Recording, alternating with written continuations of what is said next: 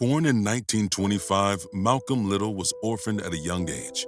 He thrived in school until he told his teacher he wanted to be a lawyer. But they told him, being a lawyer is not realistic for a nigger. Shortly after he dropped out, he started traveling around as a petty criminal. After being arrested and jailed, he began reading the teachings of Elijah Muhammad and joined the Nation of Islam. He was released in 1952. He changed his name to Malcolm X. The last name of my forefathers was taken from them when they were brought to America and made slaves. And then the name of the slave master was given, which we refuse. We reject that name today. Malcolm X talked about using any means necessary to protect oneself against the police and other racists. He was labeled a violent extremist, even though he committed no violence. He preached black unity and not needing white society to save black people.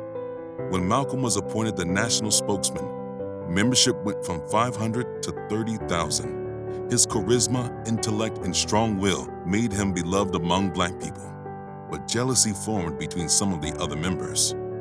A big hit would come when Malcolm found out that Elijah could have fathered 8 children with 6 teenage girls he had hired as secretaries.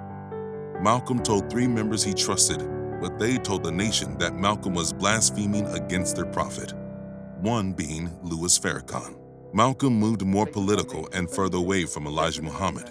When speaking about JFK's death, Elijah used this to punish Malcolm and suspended him for 3 months. Elijah saw the influence Malcolm had on the people and feared losing power.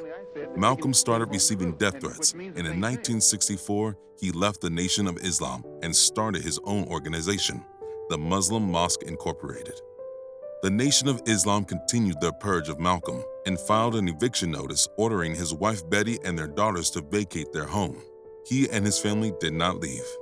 Soon after he did a pilgrimage to Mecca, Malcolm's extreme views on segregation seemed to lighten. I don't believe in any form of segregation or any form of racism. To the rest of the world, Malcolm was treated like a diplomat, but at home, he was seen as a radical revolutionary.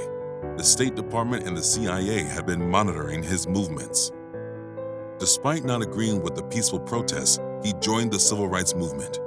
In Washington, D.C., during a meeting on civil rights, Malcolm X and Dr. Martin Luther King accidentally met for the first and only time. Slanderous articles against Malcolm began circulating in the Nation of Islam's paper, Elijah Speaks, a paper started by Malcolm.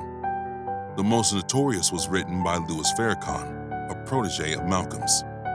Malcolm even said that was his death warrant. December 1964 to January 1965, death threats continued and even several attempts on his life, assumed by some to be inspired by the Nation of Islam. In 1965, his home was firebombed and destroyed. Luckily, no one was hurt. On February 21, 1965, at the Audubon Ballroom, 3 gunmen assassinated Malcolm X on stage. All 3 gunmen were in the Nation of Islam. Malcolm X was one of the most important African-American Muslim leaders in history, and his contribution to civil rights and black empowerment will never be forgotten.